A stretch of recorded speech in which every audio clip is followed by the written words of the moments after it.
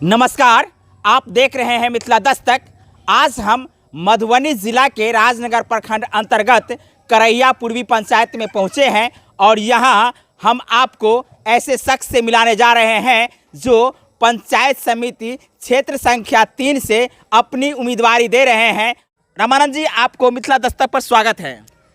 धन्यवाद, दिल से आभार मिथिला दस्तक को। सबसे पहले आप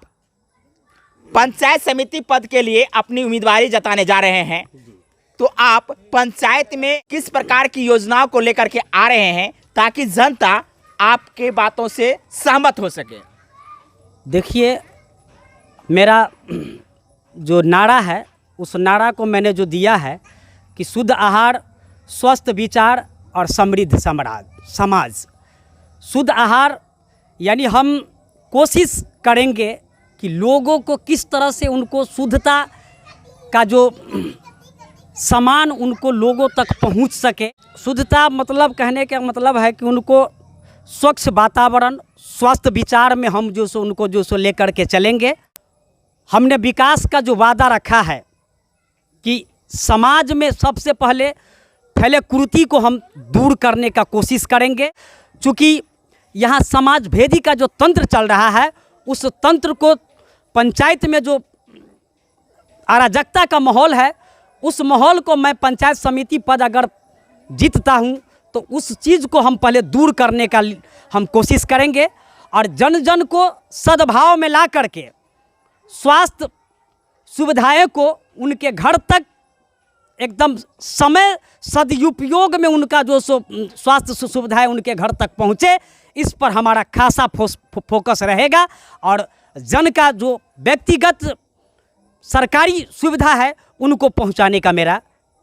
काम रहेगा। चलिए, दो तरह की सुविधाएं आपके माध्यम से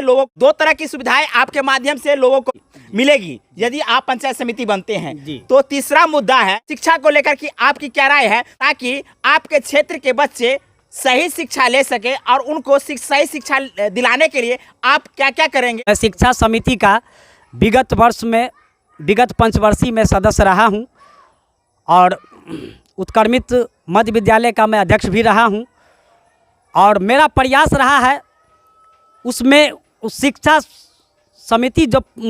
पद हमारा अध्यक्षता रहा है उसमें हम बहुत अच्छा काम करने का कोशिश किए और करते रहे, लेकिन कुछ बिचौलियों के कारण जैसे उसको बाधित किया गया और इस बार हम चुनाव में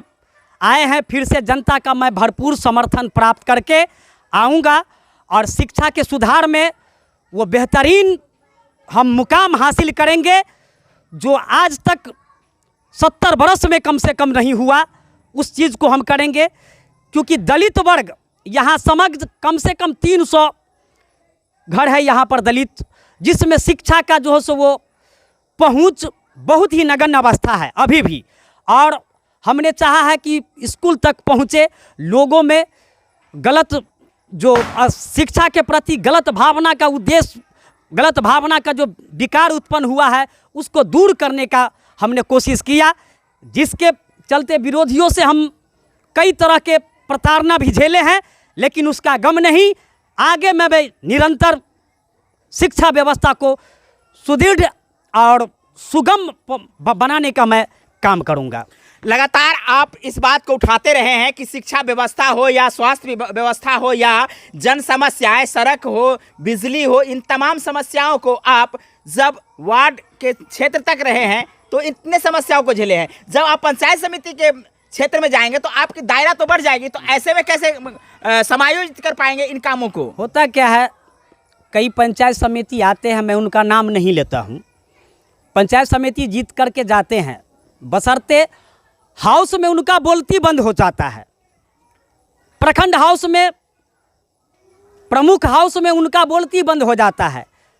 तो मैं जनता को आश्वासन देता हूं कि मैं अपने क्षेत्र से जीत करके जाऊंगा, आपके बांधे इस पगड़ी को मैं कहीं धूमिल नहीं होने दूंगा और अपने जो मैनिफेस्टो है, जो मेरा जो वादा है, उस वादा से मैं तनिक से ओझल नहीं हूँगा और हाउस में आपका सारा मुद्दा को उठा करके उसको ला करके पंचायत में हम जन जन तक पहुंचाने का कोशिश करूंगा। क्या बात करते हैं, जब प्रतिनिधि जीतते नहीं हैं तो आप ही के तरह इसी प्रकार वादा करते हैं, तो जनता आप पर क्यों भरोसा करेगी कि जब आप जीत कर जाएंगे तो उनके बातों को आप हौस में उठा पाएंगे। मिथिला दस्तक को मैं आश्वासित कर रहा हूं आज के इस क्षण में कि मैं पंचायत समिति अगर जीत के आता हूं, हमारा जनता ने देख लिया है, मेरी ईमानदारीता को उन्होंने परख लिया है और अपार बहुमत हमें मिलने जा रहा है। इस बार मैं जीत की खुशी को पहले आपको मैं खबर भी करूंगा और पहला मैं आपको इंटरव्यू दूंगा और वास्तविकता को मैं आपको सामने रखूंगा और आप देखेंगे कि त्रस्त है पंचायत समिति का जो पद होता है, गरिमामयी पद होता है, जो ब्लॉक से एक पुलिया का काम करता है, ब्लॉक प्रखंड से योजनाओं को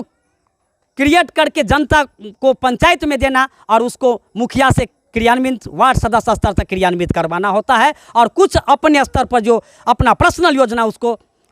क्रियान्वित करने का उनका जो सो हक है, जिस हक को अपने हम हकूक़ से उन जनता को मैं विश्वास दिलाता हूं कि उस हकूक़ को वास्तविकता उनके घर तक, उन जन जन तक मैं पहुंचाने का काम। और इस प्रकार के वादे हर एक प्रत्याशी करते हैं, तो क्या आप आने वाले समय में इन तमाम बातों को अपने पंचायत समिति क्षेत्र में क्रियान्वित करने का प्रयास करेंगे या यूं ही घोषणाएं करते रह जाएंगे? मेरा घोषणा नहीं है और जनता हमें देख रही है, परख चुकी है कि ये जब वार्ड सदस्य है तो भी बढ़ कर के हमारे प्रखंड तक जो सो लड़ाई कर और उस चीज़ को जो सो लाने का काम कर रहे हैं। आश्वासित है जनता, हम जाते हैं क्षेत्र में, हमें आश्वासन, भरपूर आश्वासन मिलता है और मैं वादा करता हूं कि उस चीज़ को, जैसा पंचायत समिति जीत के जाते हैं और उस चीज़ को भूल जाते हैं, हम उस चीज़ को नहीं भूलेंगे। मिथिला दस्तक पर मैं वादा करता हूं और उनको हितप्रद कार्य प्रखंड से लेकर के उनके घर तक मैं पहुंचाने का काम करूंगा। ये मैं फिर से वादा कर रहा हूं। दलित महादलित का विकास कार्य हो, शिक्षा व्यवस्था हो, स्वास्थ्य की मतलब सुधार व्यवस्था हो, जिसके तहत हम काम कर रहे हैं। और कई अभी अराजकता का जो माहौल फैलाया था, यहाँ पर करिया पूर्वी मेरा पंचायत है और मैं क्षेत्र संख्या 3 से भी खड़ा हूँ पंचायत समिति का। और यहाँ पर जो सो अराजकता का माहौल पैदा करके जो सो रख दिया और विकास को बाधित करने का विगत वर्ष के मुखिया, विगत पंचवर्षीय के मुखिया रहा है और वो वार्ड सदस्य के हित को अपने नज़रिए से, अपने हिसाब से क्रियान्वित करके उनको बदनाम करने का कोशिश किया है। और यहाँ की ले लीजिए, और हम उस चीज़ का विरोध किया तो हम पर तरह तरह के केस मुकदमा दर्ज करने का काम किया, लेकिन उससे भी मैं भी डर के नहीं और अभी भी फाइट करता हूँ और करता रहूँगा। और दलित महादलित सभी को उनको हक तक पहुंचाने का, उनका हम हक पहुंचाने का काम कर। आपने जिस प्रकार से एक प्रश्न किए हैं कि आपको दलित होने के नाते प्रताड़ना की जा रही है या आपने दलित और महादलित के लिए आवाज़ उठाए हैं, तो आपको किस प्रकार की प्रताड़ना हुई है? आज भी हमें, जब हम गए थे, हमारे प्रस्तावक को भी रोका गया, हमारे प्रस्तावक को भी रोका गया कि इसका हम जो सो नामांकन नहीं होने देंगे, लेकिन हम उस चीज़ को झेलते हुए और नामांकन प्रक्रिया में जा कर के उसको पूर्ण किए, बर्दाश्त करके हमने गया। और यहाँ तक कि हम एसडीओ साहब को उसके संबंध में हमने जानकारी सूचना आवेदन रत में दे दिया हूँ, निर्वाचन पदाधिकारी को मैं सूचना कर दिया हूँ, आगे उन पर ध्यान रखेंगे। बूथ नंबर 27 और 27 को, 28 को और 20 बूथ नंबर कसियौना उत्क्रमित मध्य विद्यालय 7 नंबर में भी है। इस मैं आपके माध्यम से कहूँगा प्रशासनिक स्तर को कि इस बूथ को अति संवेदनशील, और मैं आग्रह करूँगा हाथ जोड़ करके कि इस बूथ पर पुलिस बल को ज़्यादा बहाल करे, ताकि लोगों को डराया जा रहा है, मेरे प्रति भड़काया जा रहा है। क्योंकि इसलिए भड़काया जा रहा है कि मैं दलित वर्ग के उनको योजनाओं के बारे में बता करके उनको आंख खोलने का काम कर रहे हैं, उनका योजना लड़ करके उनके घर तक पहुंचाने का काम कर रहा है। तो हमें ये आरंगा पहुंचाने का काम किया विगत 5 वर्षों से, जिसके चलते जिसका हम स्ट्रगल करके उस चीज़ को हम मतलब करने का काम किए हैं और नामांकन प्रक्रिया को भी उसमें हम पूर्ण रूप से हम भाग लिए और नामांकन करके हम अपना जो सो अभी चुनाव प्रचार कर रहे हैं। ये शख्स वही है जो पिछले 5 साल में वार्ड सदस्य के पद पर रहे हैं और जब दलित और महादलित के लिए योजनाएं उनके घर तक ले जाने की बात कहे हैं तो ग्राम पंचायत के साथ इनकी लगातार टक्कर होती रही है और कई प्रकार के केस झेले हैं और लगातार ये डरे नहीं है बल्कि उन बातों से अपनी बातों को रखने के लिए अब इस बार पंचायत समिति के पद पर आए हैं। तो इन तमाम बातों को हम इनके माध्यम से मिथिला दस्तक पर जानकारी देना चाहते हैं कि ये हमेशा इन समाज के लिए लगातार लड़ाई कर रहे हैं और आने वाले समय में क्या ये इसी प्रकार को रख पाएंगे। इन तमाम बातों की जानकारी लेने के लिए हम इनके घर तक पहुंचे हैं। साथ में हम एक अपील आपसे करवाना चाहेंगे कि आप जनता माली को क्या कहना चाहते हैं। मैं संदेश देना चाहता हूं जनता माली को कि हमारा विरोधी और जिस तरह से सक्रिय है और आपका जिस तरह से हमें प्यार मिल रहा है हम उसके शुक्रगुजार हूं आपका। और आपका जो प्यार है हमारे सर आँखों पे मैं हृदय से लेता हूं और आपका हमें विश्वास एकदम पूर्ण तरह से मिलने का वादा हो रहा है।